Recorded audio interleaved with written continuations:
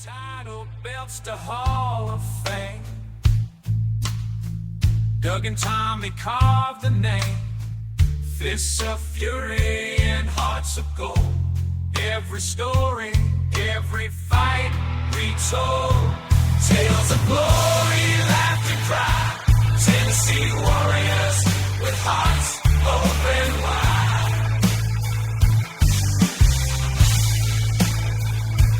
In the ring or on the air, legends living without a care. On the mic they roar, on the mat they soar. Dangerous conversations, fans wanting more. Podcast kings ruling the waves. Memphis wrestling raising the stage.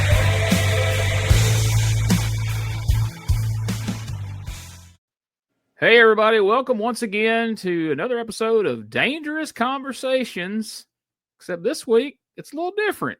Dangerous Doug Gilbert had something else come up. He had to step away at the very last moment. So this week, it's going to be Dangerous Conversations with Tommy Wildfire Rich. Tommy, how you doing this evening, man?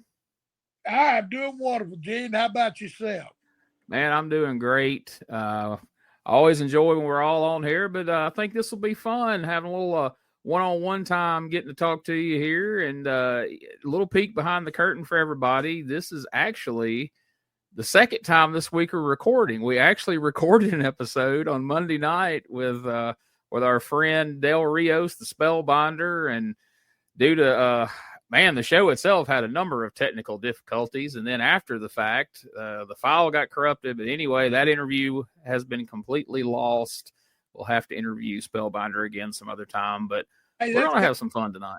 Match of me and Buzz Sawyer that was lost for so long. Maybe it'll turn up. That's right. Maybe 20 years from now, that recording will be found, and people can. I mean, there was some good stuff there. You guys shared some fun stories, and there was some impressions done, and so I wouldn't hate it if that turned up eventually. Yeah, I mean, Dale's such a great guy too. Like I said, I met him when he come down, and he was 280 pounds of chiseled steel, and being in that New York area, they all little cockier, but Dale was real good people, and just enjoyed him. Had a lot of fun with him. Drew some money with him too. I mean, it was a good run. Absolutely, man. He stood out. He came in. He had that. The Spellbinder gimmick was cool, but like you said, just muscles from head to toe. Like he stood out. Like Dale, when Dale walked out in public, whether it was in his wrestling garb or just through the airport or whatever, he stood out. You knew he was a wrestler. You knew he was somebody, even if you didn't know who he was. And he always had a magic trick. That's right. I don't take a lot to entertain me, but I loved it. Yeah, he didn't have to be real good, in which I don't remember if he was real good or not. But he showed me a couple of tricks, man. He always entertained me too. Yeah, that was the thing. He actually was trained on being a magician and all that. So it wasn't just a wrestling gimmick. Like he was a real, I guess, a shoot magician. Would that even be a term? I don't know. I think it's all the work, right? He could do. Yeah, he was good. Like he spent a lot of time. I mean, you figure between the bodybuilding, learning to wrestle, and learning to, some people can say they can do a magic trick and do a little bit, but Dale he was pretty good. Absolutely. Well, we're going to get him back on here pretty soon, but you've been the talk of wrestling here this past week, Tommy. I've had a lot of people sending me texts and private messages. One of the first things that came up about you, and oddly enough, this was happening probably as we were recording that interview we were just talking, but on Monday Night Raw, somebody was out in the crowd and they had a Wildfire Tommy Rich for the WWE Hall of Fame sign. Now, how cool is that, man?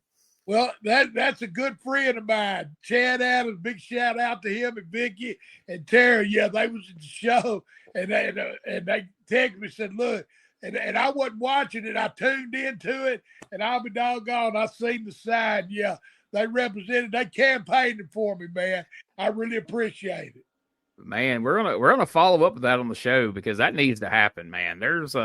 there's a lot of people already in that WWE Hall of Fame that shouldn't have been in there before Tommy Rich. So kudos to them because I mean, that made it on Netflix quite a few times throughout the night. Like I said, people have been sending that to me, all different angles of it and different shots of it.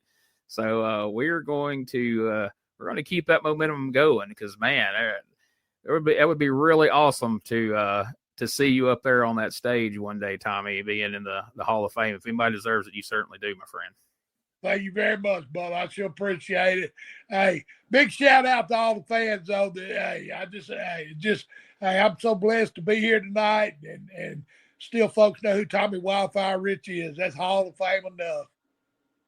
Absolutely, man. They remember and they still love you. So that's cool to know. And somebody else, speaking WWE Hall of Fame, there was a WWE Hall of Famer who was talking about you on his podcast. He's got a podcast that gets just all kinds of views and listens and everything each week.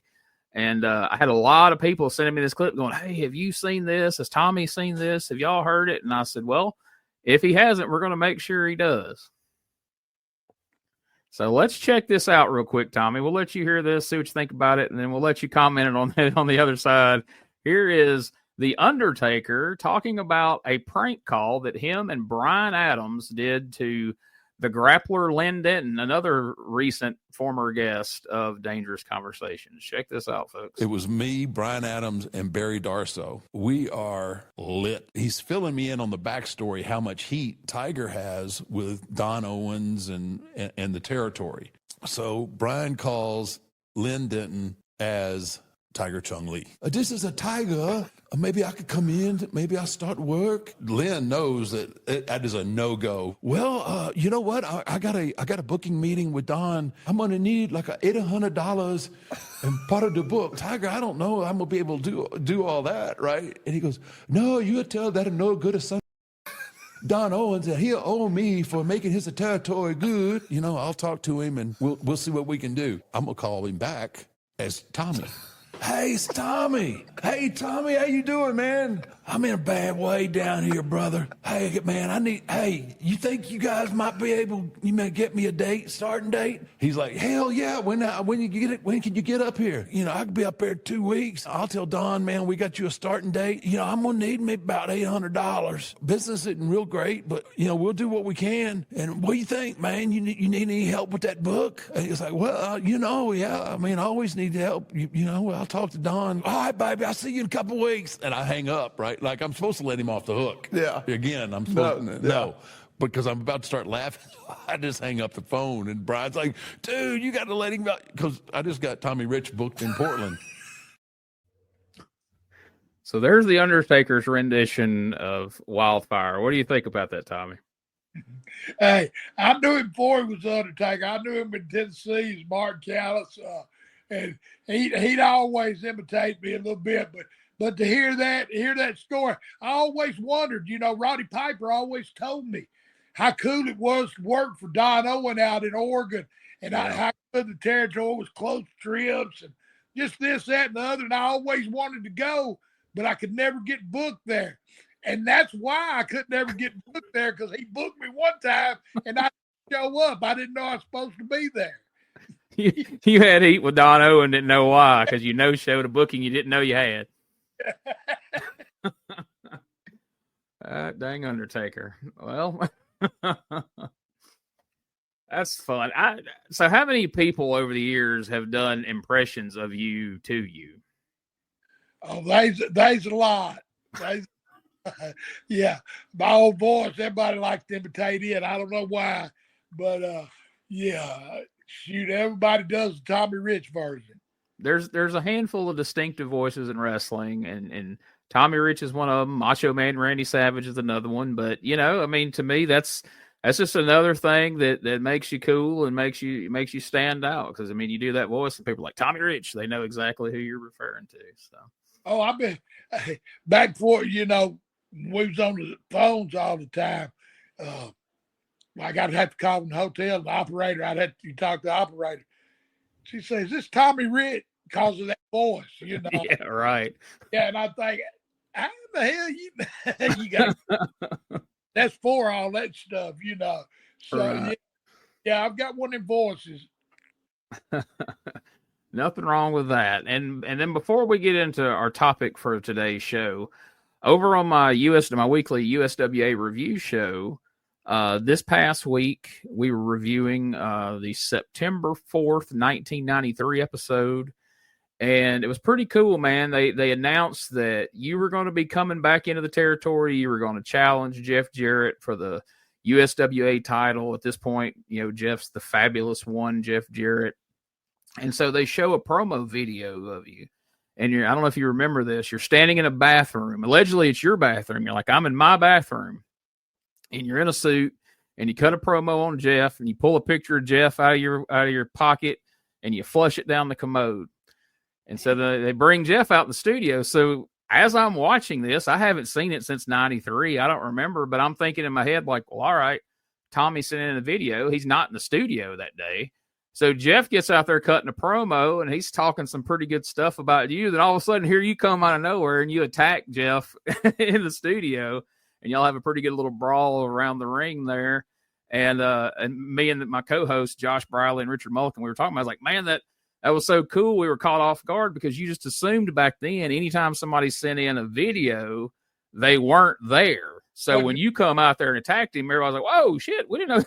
We weren't expecting Tommy to show up and attack him in the studio. So that was pretty cool.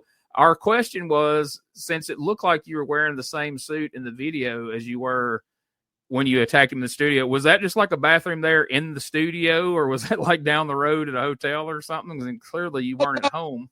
That was at my house. I just had one suit. Oh, what? Yeah.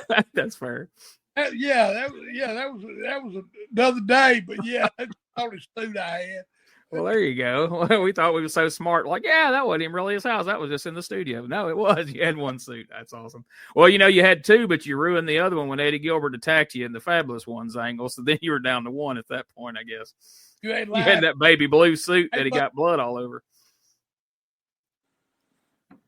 So we're going to take a trip back to 1985, Tommy, and the end of April.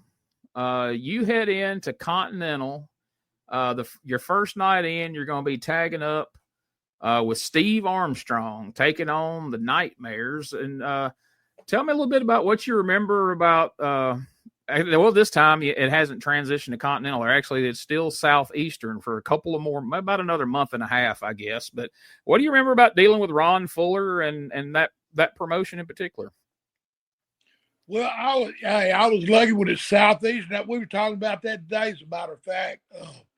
I was talking to, I've got the Wildfire Championship Wrestling. Mm-hmm. We got a big show coming up in April the 12th. And it's one of those schools that Smoky Mountain and Southeastern. And I couldn't think of Southeastern. I was there before Smoky, and then wrestled there for Cornette too. But anyway, yeah, Ron, I went down there and wrestled. It's when I'd done a stint in Atlanta. And then I went down and worked up there for them. And then from Southeastern, they bought the Continental Championship, Ron did. And anyway, we went down there, and God, what of course, the Knoxville territory they had was good too. It drawed good money. And Robert too. Robert, his brother. I mean, he was smart as far as booking in.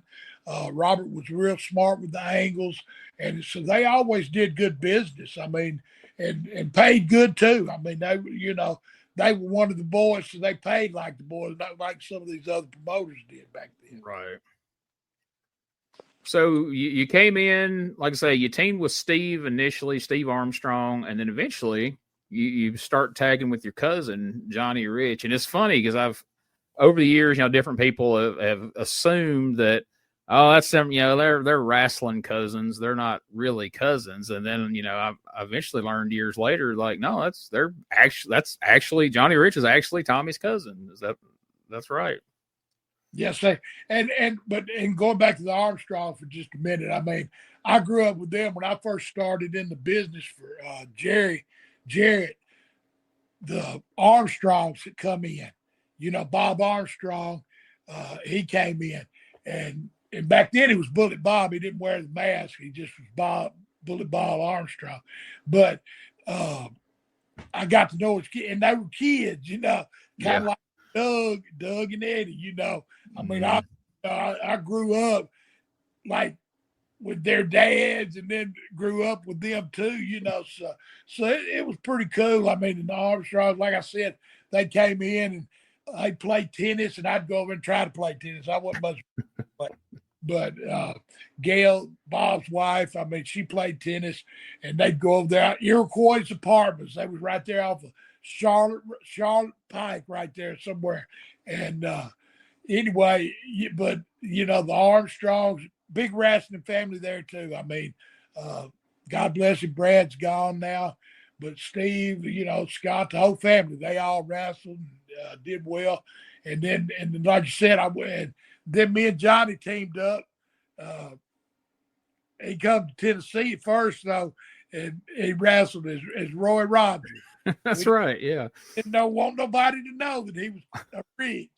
So wrestled as Roy Rogers. Yeah, that was kind of a joke, but hey, he got the gimmick over. He got it over.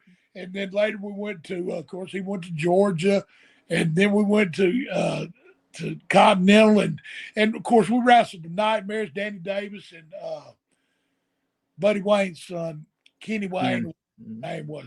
But anyway, but it was good business. I mean, that Nightmares, they were over, and Johnny and me, we were over as a tag, babyface tag team, and we just had it was a good chemistry too. I mean, we would tear the building down. I remember the Monday night at the Boutwell Auditorium, and it'd just be jam packed to the rafters, man. But the talent was so good back then. I mean, from top to bottom. I don't even know if you know any of the rest of the card, but I know if we were wrestling them, that the rest of the card had to be, some good names on it. I mean, Ron and them, they always run, had a good Southern Wrestling Championship going on down there. So let's take a look at June 5th. You guys were in a tag team tournament there. So let's go through some of the matches in the tournament. So like you had, in this particular instance, you were teaming with Johnny. So you had Bullet Bob teaming up with Steve Armstrong. They wrestled Bill Ash and Chick Donovan in the opening match. Oh, Bill Ash, his dad made wrestling boots. You know that? Yeah, that's what people have told me, that that was kind of what he was known for. Yeah, I mean, I think he ended up carrying on his father's business. But, yeah, Bill Ash, I mean, what a heck of a worker he was. He was a good worker. I was trying to think of who else he teamed up with. He teamed up with somebody, and they draw good money together, but I can't remember who it was. I want to say it's another Southern boy. He didn't team with Dream Machine, did he? He might have when he was in the area, when he was Troy T. Tyler at the time, maybe?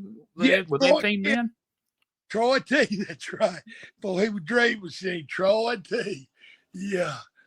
I don't remember. But anyway, he drawed. I can't think of who it was. I don't think it was him because this was in Continental. But anyway, but Bill Ash, man, of course, his dad made them boots and everything.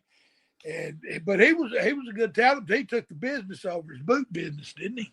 I believe so. Yeah, I think it's because I remember by the time I was snooping around wrestling in like 97, there were still people getting boots from Bill Ash that they said, I was like, Bill Ash, like the guy from Continental, because I grew up going to them matches in Columbus and everything. I was like, the guy from Continental, like, yeah. I'm like, he makes boots, like, his dad did, and then he took it over from there. I was like, oh wow, okay. Shit, he probably made money doing that, and he did wrestling. Shit, you ain't kidding. Because I mean, back then there was only a couple of like 2 or 3 people that you could get boots from, and then like K&H as far as getting tights and stuff like that. That was lucrative. And K&H, they just had the, just leather ones where Mr. Ash, he had the patent. He was like one of the first to do the patent leather stuff. Of course, you had them in Texas that would make them like that. Yeah. Yeah, that was, and they knew how to make them back then, man, because there's guys now that are wearing boots that were made back then. They've been sold this wrestler to this wrestler to this wrestler. You know, they've been passed down. Doug, me and him had a pair made at the same time, a pair of white and a pair of black. And excuse me, he said, but Doug still got his black pair. Doug still has them. He's had them retoed and sold on them. Mine, I don't know where mine are, but yeah. Hey, Dougie, they last forever. We got them made in Texas, as a matter of fact. So the second match in the tournament, now these are some guys you're familiar with. All of these guys. You got the Oates brothers, Jerry and Ted Oates, taking on Brett Sawyer and Scott Armstrong. Well, that had to be a good little match. Yeah, and then next match you got Boomer Lynch and the Flame, which would have been Jody Hamilton, taking on Mr. Olympia and Robert Fuller. Yep, that'd been a good match. Absolutely. And then you get to, even in the tournament, Johnny and Tommy Rich are taking on the Nightmares, 1 and 2. This is when the Nightmares were still masked. And, man, you guys, I mean, that was such a great feud. I mean, you guys got a lot of mileage out of that, man. You took their masks, you took their hair. Poor Johnny got tarred and feathered and kicking suit. Like y'all weaved in and out of all kinds of great stuff. Oh, but that's what's so good. Everybody was so easy. If it was going to draw money, everybody was down for it. I mean, Johnny was a sport getting tarred and feathered. Like I had my head shaved and get all that old syrup and feathers dumped on me. He about smothered, sucking him. I remember sucking him like the syrup and the feathers down his throat. He was, he was a good sport. Johnny was. Yeah, thank God. I would have had to done it if he didn't. Yeah. So, I mean, would they slip you a few extra bucks nights that you had to do stuff like that, or was it just taking one for the team most of the time? Probably more so taking one for the team, to be honest. But I mean, we got, like I said, it drawed money, so we got paid for putting asses in the seats. I mean, so it all worked out. I mean, we did what we was asked to do. I mean, but didn't nobody do nothing they didn't want to do. You know what I'm saying? I mean, somebody, if you had wanted you to do something, you had a beef, then you say something, you might get a bonus or something. But pretty much everything, like I said, the Fullers, they paid good anyway. I mean, I've never had no complaints with them. And of course, back then is when we first, especially for the babyface, that's when we first really started selling 8x10 pictures. And so me and Johnny, we were selling, I mean, we were like the top guys. So we were selling, probably making more on gimmicks than we did on our paycheck. I can imagine. I remember going to Columbus and you guys being out there at intermission and like you couldn't get to the table because the whole time it was just surrounded, like you guys were just surrounded by people. And of course you had a table full of pictures and people were snatching them up by them as quick as y'all could sign them. Fans, T-shirts. I mean, it was like Joe's flea market, Yeah. But everybody wanted something. So, we did the Polaroids, remember the old Polaroids? Oh yeah. Polaroid pictures.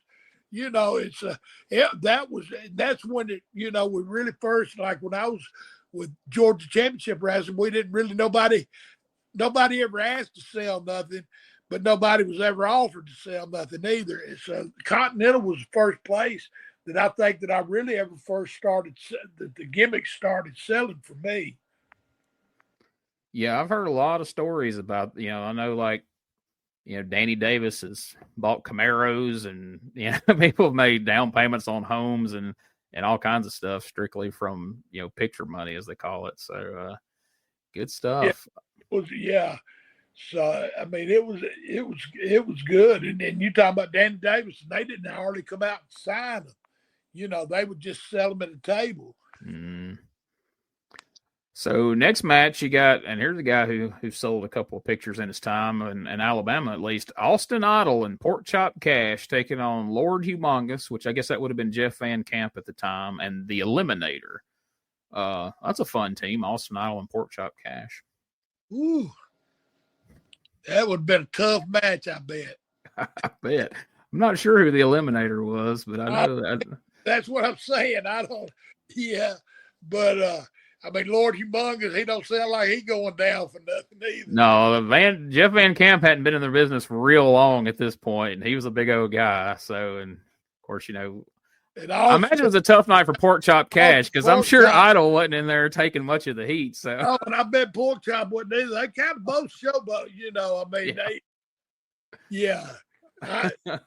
I cringe thinking about it. I'd have probably been with them too. Yeah. I mean, I don't know who the eliminator was, but it don't sound good. So the next match, the Riches get eliminated from the tournament by the Flame and Boomer Lynch. What can you tell us about Boomer Lynch? Boomer Lynch. You tell me something about him. Who was it? Then maybe I can. I'm trying to think of what his real name was, like Lintz, like Lintz. But he did a different gimmick, like up in the AWA. He was like Ali Khan or something like that. But for some reason, when he came down south, the Fullers called him Boomer Lynch and made him part of the stud stable. But I don't know a lot about him. That's why I was curious if you knew anything. I don't either. I mean, Jody, of course, Jody speaks for himself. I mean, you know, the Assassin and the Flame. I mean, and Jody, big man, could move. You know, I know a lot about him, but the other fella, I'm not sure. Well, they were getting behind them because you check this out here. So Boomer Lynch and the Flame, they beat Mr. Olympia and Robert Fuller in the first round. They beat you and Johnny in the second round. In the semifinals, they beat Austin Idol and Pork Chop Cash, and then they made it all the way to the finals. But their luck ran out because they got beat by Bullet Bob and Steve Armstrong in the tournament finals. So they wrestled the Nightmares? No, you guys put the Nightmares out of the tournament in the first round. So what was the main event then? The main event was the Armstrongs against Boomer Lynch and the Flame. And the Armstrongs won. And the Armstrongs won. See, it was their time to get pushed. Yeah. And I'm going to tell you what, I mean, Bullet and the Armstrongs, they was over in Continental. I mean, of course, they lived in Pensacola and very active in the town too. But, yeah. I mean, in my school, like I was around like 8, 9 years old at this time, and I watched Continental and I watched Memphis because we got both and where I lived around Tupelo. And so, like, my friend, James Atkinson, his favorite wrestler was Bullet Bob Armstrong. And mine was Jerry Lawler. So we would have endless debates on the playground, like who would win between Armstrong and Jerry Lawler by 85. And we didn't even realize that they had plenty of matches a few years ahead of that. We just weren't aware of them at the time. But hey, that's something the way it is now, you know, right off the get. Yeah, exactly. You might not never know. I mean, Bill Average was the only way, you know, that you knew anything about wrestling was the magazines. Yep, it was a different time. So you guys go along through 85, you and it kind of alternates. Sometimes it's you and Johnny, sometimes it's you and Steve Armstrong, but just about every time you're getting in the ring, you are in there with a nightmare all across the territory here in Birmingham and Huntsville and all this different towns, Dothan, Montgomery. How did you like the Alabama territory? How did you like the travel and just the towns in general? Man, see, I was so lucky. I mean, like I said, me and Johnny went to Southeastern when it was in Knoxville. And so I would go up there for the week and then come home on the weekend or, well, whatever days I could come home. And usually Sunday and Monday up there. But then went up there. So I was always close. I never went to like Charlotte to where you had to do all them miles or Louisiana. Yeah. And I was, you know, then I could wrestle in Tennessee, Atlanta, Tennessee, Georgia, and then in the Continental up, you know, on the other end. But I was always close to home too, you know, so I was very lucky with that. And that Continental, of course, we would go, like Johnny lived in Montgomery, so I would go stay with him. But then we'd like be down in Pensacola for 2 days. Well, shit, we'd load. He had a Bronco, and I had a 3-wheeler, and he had a 2-wheeler. We'd load them in the back, and we'd go. There's a closed down campground, and we'd up back there. I remember Scott, and Steve, and Brian. We'd all go back there and camp out for them 2 days, and it was on the bay. It's in the bay, And I remember Brian. He was just joining the military. He was a young buck, and of course we was too. But we got in a circle, like you remember when you played football, had bull in the ring. Yeah. Well, Brian was in the middle of the ring, and he'd run at us, and we'd hip toss him. And Brian, he'd come all night long. I mean, we just went out there and had a good time. I mean, Continental, I enjoyed. I really enjoyed Continental wrestling. Like I said, Ron was the owner, and of course he took us to the Cayman Islands. He had a place in the Cayman Islands. We went to the Cayman Islands for a weekend. I mean, it was cool, man. I'm so blessed to got to do some of the stuff I've done. And like the story with Undertaker. God, I've been involved in so much stuff. I mean, like Lawler hiding under the ring with Austin Idol. I mean, so much. And AWA when Wahoo was booking it. I did the angle with Kevin Kelly and Sherry Martel while I ripped her dress off. That's right. I've been involved in some cool stuff, man. You have. I mean, it's like I said, when I got to going through match results, I mean, I've followed most of your career, but I missed a lot of the earlier stuff in the late 70s and the early 80s. But, going through these results for these podcasts, I was like, man, there's hardly anybody that you haven't wrestled or been somewhat directly involved with in your career. I mean, it's pretty amazing. All the different from, guys like the Sheik and people of that era all the way up to, Dusty Rhodes and the Hogans and all these different types of people. Like you've pretty much covered all the bases. So we're never going to run out of stuff to talk about here, right? That's what 50 years gets you. That's right. That's right. It's still going strong, man. Yeah. Hey guys, Ray Russell here, curator of the WrestleCopia Podcast Network, inviting you guys to listen to many of the programs here as part of the WrestleCopia brand, including, but not limited to, the Wrestling Memory Grenade, currently covering the 1988 and the WWF project. You can also listen to the Regional Wrestling Podcast, where we talk the territories. You can also listen to the Wrestling Stoop with the legend himself, Bob Roop. But that's not all. You can also check out the Puro Wrestling Academy with the professor of Puro Resu, Mr. Dan Ginnity. Dan and I go back in time and cover the history of Japanese professional wrestling in the English language. And you can listen to all of those shows and more, all part of the WrestleCopia Podcast Network, located over at WrestleCopia.com. That's WrestleCopia.com, and anywhere your podcast streaming needs are met. So if you're looking to support that next up-and-coming podcast brand, please consider making it WrestleCopia. Hey everybody, Gene Jackson here, inviting you to check out the Retro Wrestling Review, where each week I'm joined by some great co-hosts who help me review classic episodes of USWA Championship Wrestling, and right now we are doing week-by-week reviews of 1993. But we don't just do reviews, sometimes we get a chance to interview some of the people who were there and lived it, plus do watch-alongs. It's a lot of fun, so check out new episodes that drop every Wednesday at WrestleCopia.com. And to find links to everything associated to the podcast, you can go to USWApodcast.com.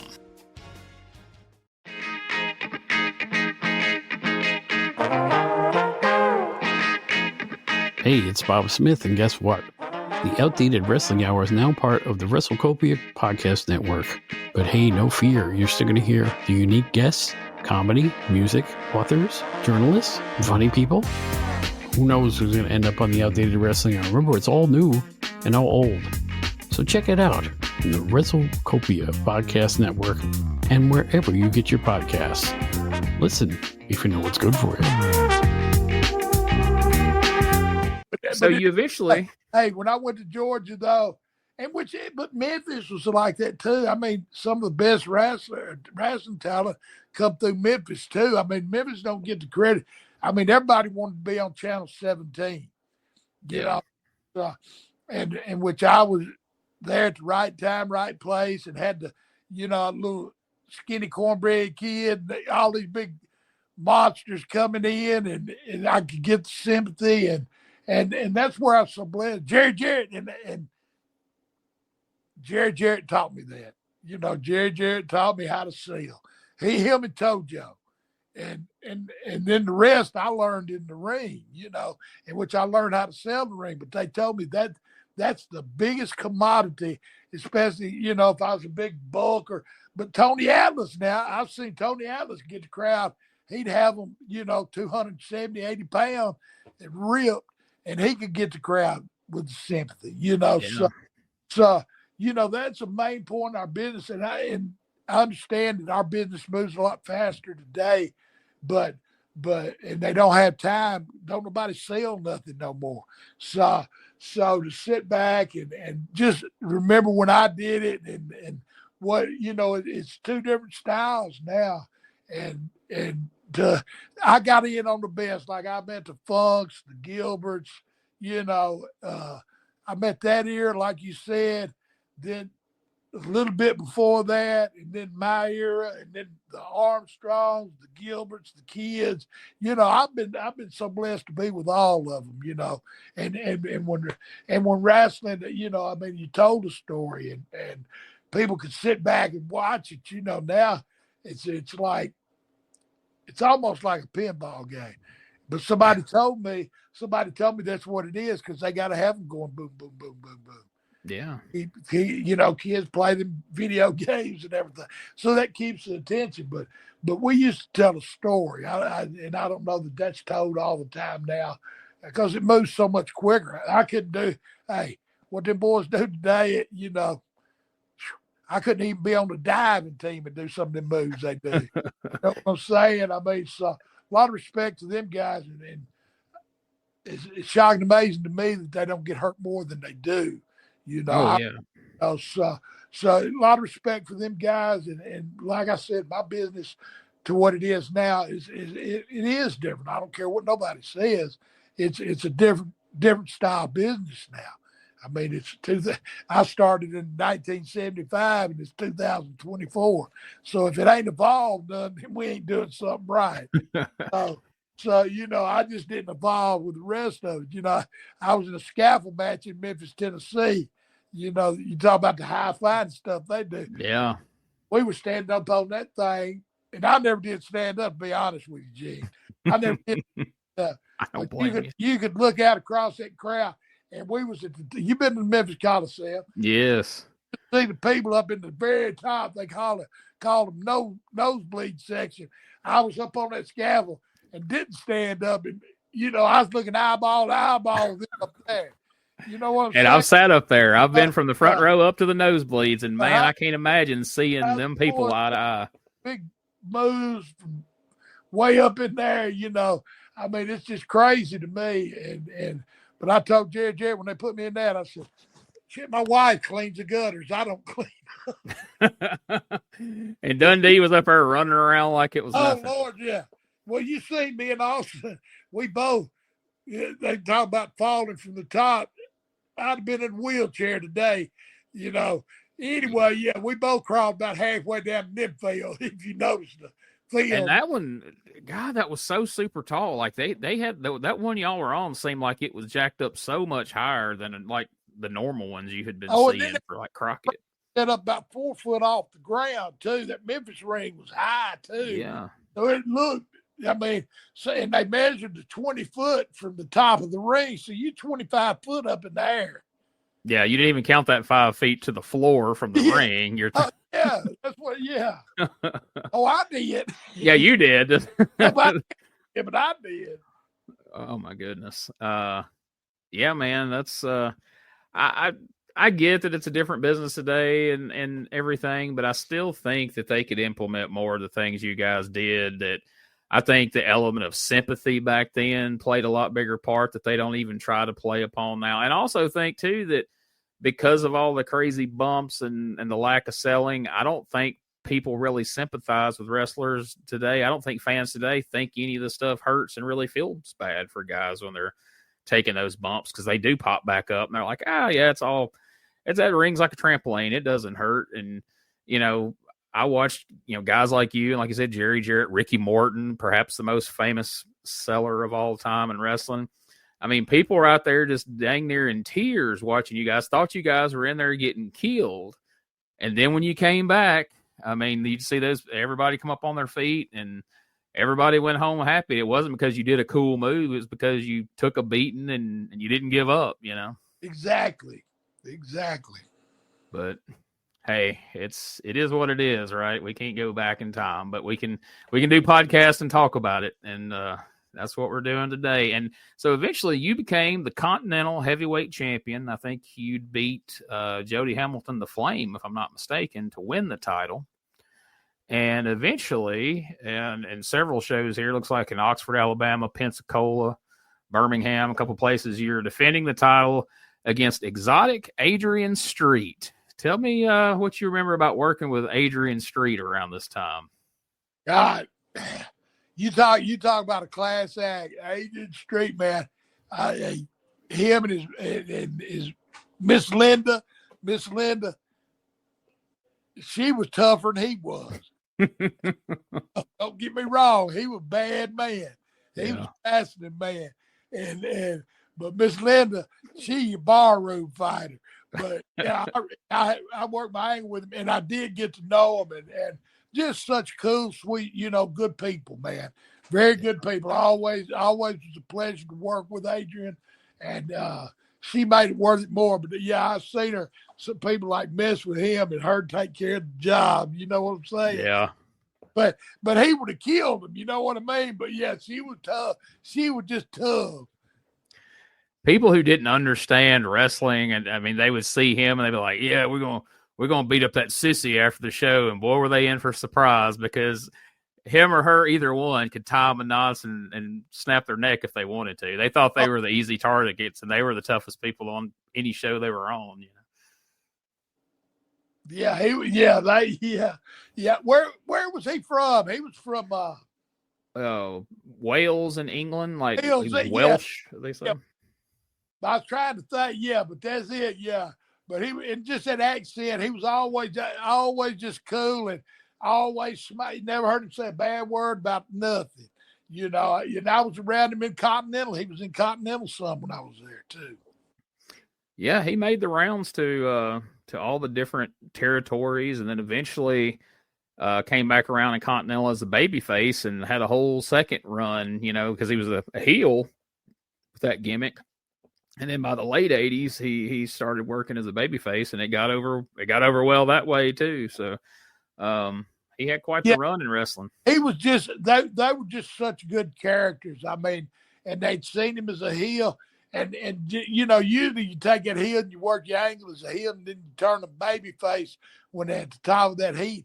But he just came back and drew money as a babyface. I mean, he'd been there as a heel, and everybody loved to hate him. But when he come back just as it was good.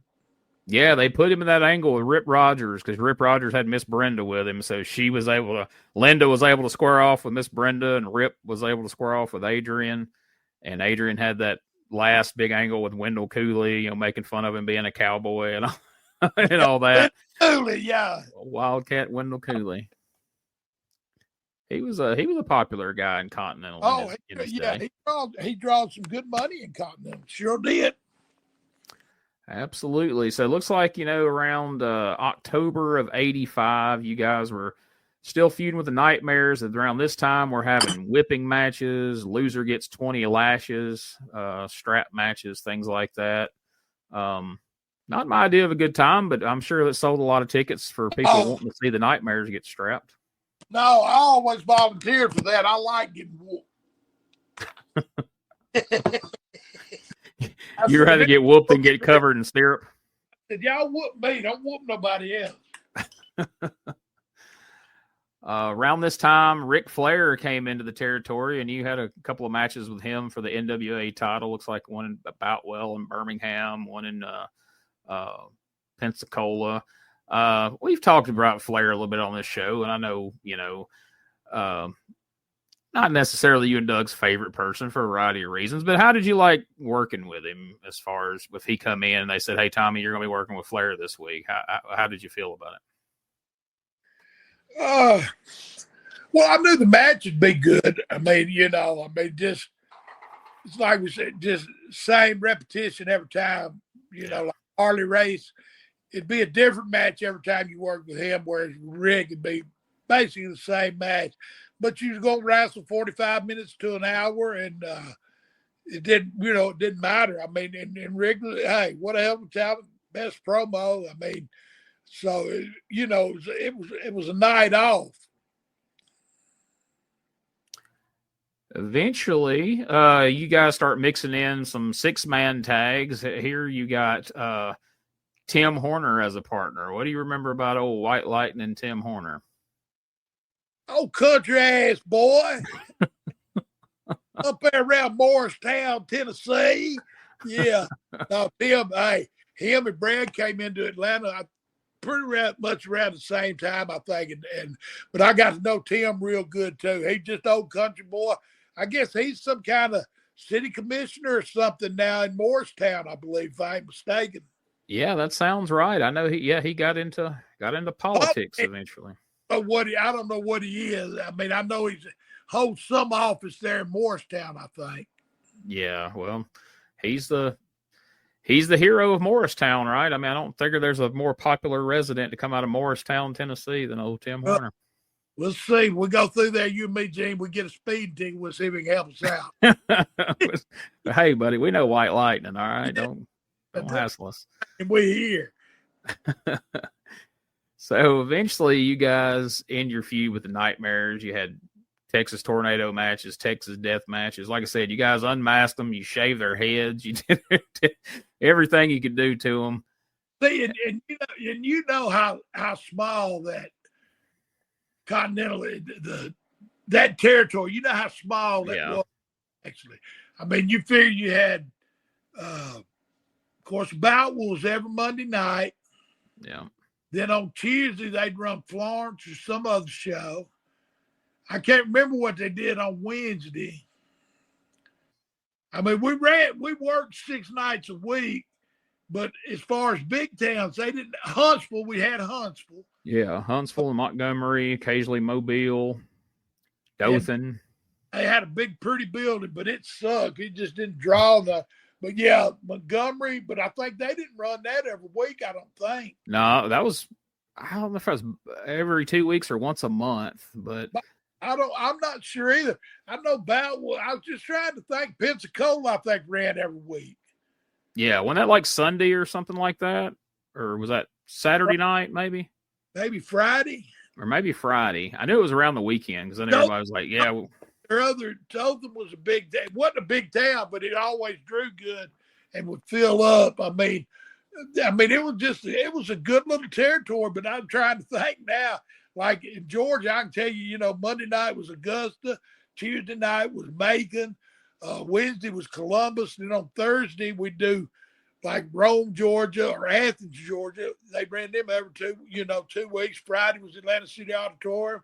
Then you did Atlanta TV. Then you go to Columbus, Georgia for TV, and then you do Jones or Carrollton, Georgia that night, or a spot show.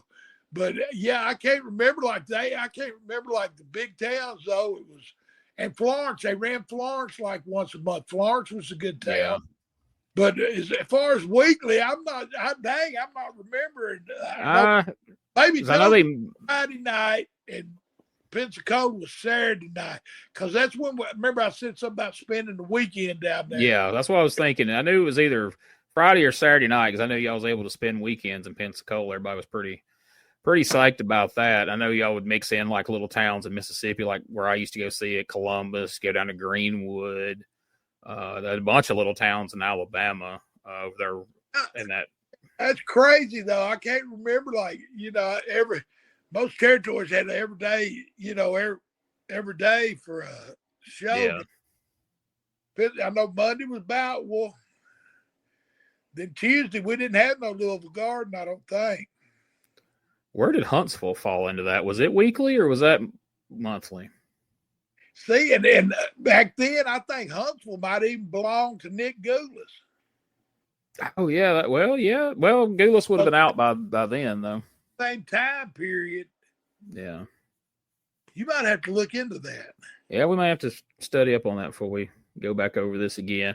After you guys finished up with the Nightmares, you started having some matches with Robert Fuller and Jimmy Golden. We talked a little bit about Robert Fuller, but what do you remember about Jimmy Golden, old Bunkhouse Buck?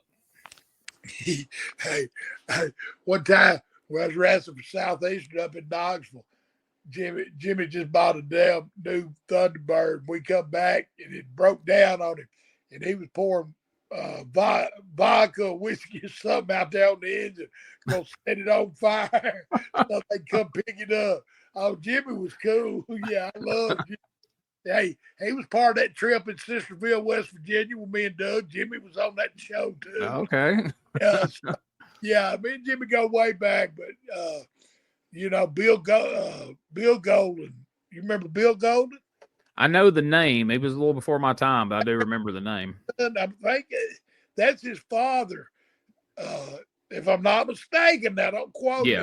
But he promoted, I think, like he was there. I'm trying to think who was owned it back then. But the Goldens, remember the Welches, they owned Tennessee or Continental. But Bill Golden was his father, if I'm not mistaken. And they had like Anniston or Gadsden. They ran them towns. And it might have been Buddy Fuller that had it. Or the Fields, maybe. I don't know. But anyway, I just remember his father, Bill, and I met him. He come into Tennessee when I first started. He had come up and was working there. And just, he was always nice to me. Yeah. Another name here listed that I know you was around in Continental and Georgia. Ted Allen. You have any memories of Ted Allen? Hey, Ted was all around fella, man. He took the ring, and he worked. And when he did the Nightmare gimmick, and hey, what a hell of a worker. Yeah. Worker he was. He just didn't have he got that one run, I think, with the Nightmares when one of them left in Continental. He come down and did that Nightmare gimmick for a little bit. But he was a heck of a talent. He's trained a lot of people over the years as well. I know one of the guys over here I did a lot of shows with around in Alabama and Georgia. Kyle Matthews was trained by Ted Allen and has always told stories about him in the locker room and, about what a good guy he was and what a good trainer he was and everything. So I wanted to ask you about him. I recently was watching some of the Georgia from '84, like right after Vince took over the TV spot on TBS and Ole started the championship wrestling from Georgia. I got a hold of some of that TV and was watching some of that. I know Ted Allen was on a lot of those, and you were on there. The tag team of Rip Rogers and Ted Oates, was it? This is the Hollywood Blondes. Was it the tall one or the short one? The short one. That's Ted. Ted, yeah. So that was fun. I had read about that over the years, but I never really got to see any of it. So I got to see some of that here recently. You had some matches with Bob Roop on there. How was he? I know he's not really in Continental. We're not talking about that at the moment, but he has a show here on WrestleCopia. So. At the end, that's that's right before Ole lost it all, ain't it? Mm-hmm. Bob Root. Yeah. Yeah, that was when Georgia Championship was on its way out. How'd you like working with him? He was all right. Wasn't my favorite person to work with. Gotcha. Frankie Lancaster was down here. Go ahead. He went to the Olympics. He's a bad man. Oh yeah, that's nobody's ever said he wasn't a tough guy. I know, not one of Ron Fuller's favorite people, and there's a lot of stories about old Bob out there, trying to take people's territory, as they say. But yeah, we'll save that for another podcast. But like I said, I don't know if I worked with him a couple of times, but I've heard more negative than I have positive. Yeah, that's the consensus a lot of times with him. So by 86 here, see you win. This is something they did in Continental a lot. I got to see a few of these in Columbus down there. 2-ring battle royal you won in Birmingham. How did you like those 2-ring battle royals? If I'd have got thrown out at the very beginning, I'd have loved them. Yeah. No, they were good. I mean, and that's just, it was that. I guess that was their hell in the cell back then. Double ring battle royal. I wasn't never a big fan of the battle royals. I just that wasn't my cup of tea. Yeah. Just so many ways that can go wrong. I didn't mind getting in the ring with somebody and doing whatever in a tag match or 6-man, even an 8-man. I've been in 10-man, but you tagged in and out, wasn't all the bodies in there, and just so easy to get hurt in them kind of things. My favorite battle royal though was the blindfold. You ever seen a blindfold battle royal? Yes. Oh, yes, I have. Now, if I was going to do a battle royal, that is the kind I want to be in. I love just walking around and missing the guy and, all of that. Yeah, I mean, that was cool. But to be in a regular battle royal, not my cup of tea. I was a big fan of them as a kid, especially those 2-ring battle royals, because it just looked like a spectacle. Like when you came into the arena that night, you're like, whoa, there's 2 rings. That's crazy looking. But then as I got older, you start realizing, like, there really ain't a lot goes on in the battle royal. It's a lot of punching and kicking and choking because, like you said, there's no room to do. If anybody tries to do anything, somebody's going to get hurt, get fell on, or something. My favorite thing was to see somebody tell one of these green kids to get a headlock on it. I'll shoot you off, drop down, and try to watch them wiggle through through the board. I mean, that's what I talk about is dangerous because they in there. They would actually do that. Yeah. So, and crazy. So let's see here. We're like I say, we're into 1986. Let's scroll through and see if we see anything of it. So all into 86 here. We get tied up in a feud. You guys, like I say, you're against Fuller and Golden. And then it's you and Steve and Johnny and Tom Prichard all get involved. And eventually Johnny loses and he ends up under a mask as the intern, and Tom Prichard becomes a doctor and, and all this. What do you remember about that big feud? Hey, and that's that's kind of like the mysterious Mr. R when I lost the lose and leave town. I mean, you could do simple stuff like that, and the people would just eat it up. They'd know what was going on, but they would eat it up, and the fans there, in Continental, of course, fans everywhere. I don't know what I'm saying. Georgia, all over the country. I mean, up in Ohio, man, just wrestling fans. I don't give a damn. They say what they want about football. Wrestling fans are the greatest in the world. I agree. And in those kind of like the Mr. R and the intern and things like that, where the fans felt like it was y'all were all in on it. It was you and the fans getting over on the heel. That made it fun to them and made it seem kind of special. It was like, we know it's him, but you don't. You can't prove it. Oh, yeah, most definitely. Always a fun, all the territories, most all the territories anyway, would usually pull one of those, every so often, get a baby face out of town and put the mask on. But yeah, Tom Prichard's a doctor to this day. After that, he never lost his doctorate after that angle. Tom Prichard, when I first met him, he cool. He had, I think, some kind of toy upset or something. We wrestled in Carrollton one night, and we coming back, and the car done hit a car on the side of the road. Tom Prichard done hit the car on the side of the road. Oh, God. That's where he got the name Doctor from, maybe. I don't know. Hit a parked car on the side of the interstate, though. That's pretty good. Goodness. That's always bad news. So I can ask him about that.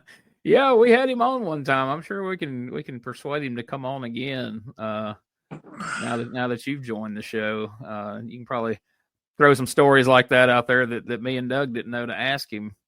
Before we wrap up, so like here, one of the last matches, you, the intern, and Steve Armstrong against Robert Fuller, Jimmy Golden, and Jerry Stubbs, which we mentioned Mr. Olympia earlier, but we didn't really elaborate. I don't know how much you got to work with him here or other territories, but did you get a chance to work with Jerry Stubbs very much in your career? Yeah, I got Jeremy. Excuse me. Jeremy was good friends. He lived in Atlanta. He lived over in College Park, and I lived in Jonesboro. But he was working on TV and stuff, and then he got his break with the Fullers. But Jerry, he was a hell of a talent, man. Jerry was real good, very good friend of mine. But and when he did the Mr. Lee, never really drawed no money, Jerry Stubbs. But when he did the Mr. Lee thing in Continental, he drawed some money. And I was glad to see it because he was as good a worker, he could work his ass off. Yeah, by all accounts from everybody I've talked to, me and Doug's put him over a lot on this show, was that, Jerry liked being in that Continental territory, being on the beach down in Pensacola, like you said, the short drives. And, Jerry could have probably had success in any territory he wanted to, but he liked, he did that Mid-South territory early, those hellacious drives. He had that tag team as Mr. Olympia with JYD that, was super over. But they said after that, he chose to kind of stay in Continental and have those short trips and be home every night and everything. But man, I think he could have been huge in, Jim Crockett Promotions or pretty much anywhere he wanted to go. Yeah, when he put the mask on, did the mission, he was off the race. I mean, when I met him, he was in Atlanta doing TV, doing jobs and stuff. And then next thing I hear, he's down there, in which he was like I said, a hell of a worker. And went to Continental. You always love to see, somebody get a break like that. And that's what, when it was territories, that's what's so good about it. Because whether you got a break in Atlanta, you might learn something in Atlanta. You might go to Florida, and then you might land in Continental, but you're ready to get that break. It ain't like you're one and done. I mean, like now, if you don't do it in today's world, if you don't make it the first chance, then you don't get another. I mean, you got what, WWE and AEW and maybe one other one or whatever. Maybe TNA is a last resort, but I mean, but them, so out of the three, whereas back when I started, hell, there was 20 territories probably, if not more than that, because, counting Canada and all of that. Probably. Yeah, I was going to say probably more when you started. So there was a lot of opportunity there for, and plus you could get better because you wrestled 6 nights a week. So, and you could make a living, whether you're the best in the world. You might not get, like I said, get the opportunity here that you would get in Florida. But if you learned here, when you went to the next territory, they call and say, "Hey, we'll send this kid to you, and he's improving."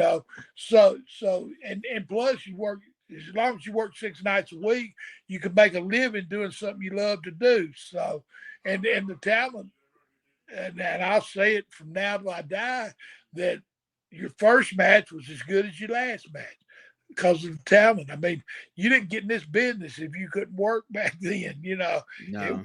It was, that, and like I said, you can make a living, or you learn and you get a bump up, or you quit the business, But if you was all in, you can make a living, and if you got a chance, then boom. There's some that never got a chance, but they chose to just travel territory to territory and make a living, doing something you love to do. I've never worked a day in my life because I love doing what I do, and I'm 68 now, and still love to go and see the folks and try to get in there and wrestle a little bit. I still love to do it. That's awesome, man. And you know what? Let's talk about where you're going to be doing some of that. Coming up March the 1st, you and Doug are going to be headed to the Jackson Comic Expo at the Carl Perkins Civic Center in Jackson, Tennessee. You're going to be there from 9 a.m. to, I believe it's about 3 p.m. that afternoon, 4 p.m., something like that. You guys are going to be meeting and greeting, signing autographs. And I know you guys always enjoy those types of opportunities to get to meet the fans and see everybody. Oh yeah, and then that night we're going to be in Blytheville, Arkansas, doing a fundraiser for the St. Jude's Hospital. So looking forward. Yeah, it's always fun to come back home to Tennessee, and especially get to hang out with my Bubba Doug, and just to go see the fans, man, because this is where we all started. It was Tennessee, me and Doug both. So yeah, excited about that. Then March 7th, I'm gonna be in Fedge Creek, Kentucky, and the 8th I'm gonna be in Vergy, Kentucky. So yeah, I got a lot of stuff coming up, man. Just excited about it. I know you mentioned that one earlier, April the 12th. Man, I keep seeing stuff about that one. You're going to be there. Ronnie Garvin's going to be there. Bobby Blaze, like Bill Apter. Y'all got a big one coming up there. Yes, sir. Well, and it's for the flood thing. Yeah, I'm excited about that. I hadn't got all the details yet. I just know I'm going to be there. Looking forward to, throwing a hand in, helping any way we can, man. Well, that's awesome, and I know it's much appreciated by everybody up there. And of course, you will be there on April the 12th. Doug, it was announced today, will be at EPW's Crossroads Clash in Corinth, coming up on April the 12th. And so you can look for him there, depending on what area you're in. You can go see these guys. Doug will also be at the Chester County High School Friday, March the 14th, along with Spellbinder, Kevin White, Jeremiah Plunkett, number of guys for a big fundraiser up there for the Carl Perkins Center. A lot of good stuff coming up, man. You guys are still out there making it happen for the 35th anniversary of the Memphis Mafia, out there on the road, still making towns, making it happen. And that's awesome. Well, we don't have Doug here this week to do our closing line that we always have. Tommy, you may have to improvise one here to get us out of here. Hey, everybody, click us in, do whatever it is Dougie always tells you to do, and peace out, baby. There it is. Before we get out of here, I just want to take a moment to remind everyone, if you have an upcoming wrestling show, autograph signing, collector show, Comic-Con, or any event or booking that you would like to inquire about the services of Dangerous Doug Gilbert and or Tommy Wildfire Rich, just send us an email at douggilbertpodcast@outlook.com, and someone will get back to you as soon as possible to get more information on your event and do the best we can to make that happen. Also, if you are interested in advertising your event, your business, your product to the listeners of Dangerous Conversations, as well as to promote your event, business, or product across all our social media platforms, you can send that inquiry to douggilbertpodcast@outlook.com. We would love to work together with you to get that out there to the listeners of Dangerous Conversations.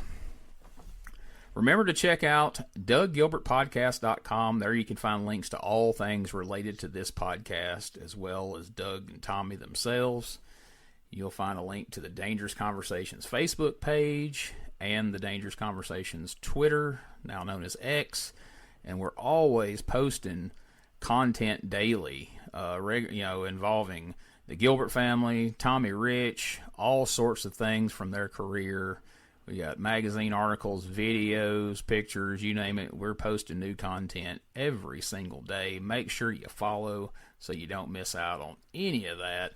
Plus, you can follow Doug and Tommy's personal Facebook pages on there. Dangerous Doug Gilbert. You can search that on Facebook. You can also search Tommy Wildfire Rich. They both have Facebook pages. And Doug does have an X page as well, and you can follow them there. But if you really want to help support, you can go to the Gilbert Family Pro Wrestling Tees store, which there's a link to there on the douggilbertpodcast.com, and you can find t-shirts of Doug, Eddie, and their famous father, Tommy Gilbert, as well. Also, Tommy Rich is going to be having some t-shirts coming up very soon. Follow him on Facebook. We'll be talking about him here. But look for some cool new Tommy Wildfire Rich t-shirts coming out soon that you can partake in as well. Also, if you've enjoyed the show, please subscribe, rate, and review the show on the platform of your choice. It would really help us in building up the podcast for the future. Plus, it helps us know what you like, what you don't like, where we need to take this podcast moving forward. Also, if you want to see a whole bunch of matches, promos, and angles, a lot of the ones that you're going to hear us talk about on this very podcast, you can go and subscribe to our YouTube channel, youtube.com/@RetroWrestlingArchive. Of course, it's linked right there at douggilbertpodcast.com. And you will find a ton of matches featuring Eddie Gilbert, Tommy Gilbert, Doug Gilbert, Tommy Wildfire Rich. There's playlists of all them that feature hundreds of matches of each of them. So make sure you go check that out. And not just of them, there are thousands, literally, at this point, of videos from wrestling from across the territory days, you name it. If we don't have the video uploaded to our channel, we at least have organized you a playlist of just about every territory, every show that's out there. You can find it in one convenient location there on YouTube at the Retro Wrestling Archive. Plus, don't forget, you can find all things related to my popular Retro Wrestling Review USWA podcast at uswapodcast.com. And last but certainly not least, we are proud to be a part of the WrestleCopia Podcast Network. Go on over to WrestleCopia.com to check out all the great pro wrestling related podcasts and various content that our friend Ray Russell provides you. You'll be glad you did. So thanks for listening, and we'll catch you next week for another episode of Dangerous Conversations with Dangerous Doug Gilbert and Tommy Wildfire Rich. In the heart of Tennessee, born with pride, Doug and Tommy taking rings in stride. Memphis legends never backing down, wrestling warriors, they wear the crown. You scurry away, glory in their veins, fighting legends breaking chains. In the squared circle they made their name. Podcast champions, it's their claim to fame. On the mic they roared, on the map they soared. Dangerous conversations, fans wanting more. Podcast kings ruling the waves. Memphis wrestling raising the stage. From title belts to Hall of Fame, Doug and Tommy carved the name. Fists of fury and hearts of gold. Every story, every fight retold. Tales of glory, laughter, proud. Tennessee warriors with hearts open wide. In the ring or on the air, legends living without a care. On the mic they roar, on the mat they soar. Dangerous conversations, fans wanting more. Podcast kings ruling the waves. Memphis wrestling raising the stage.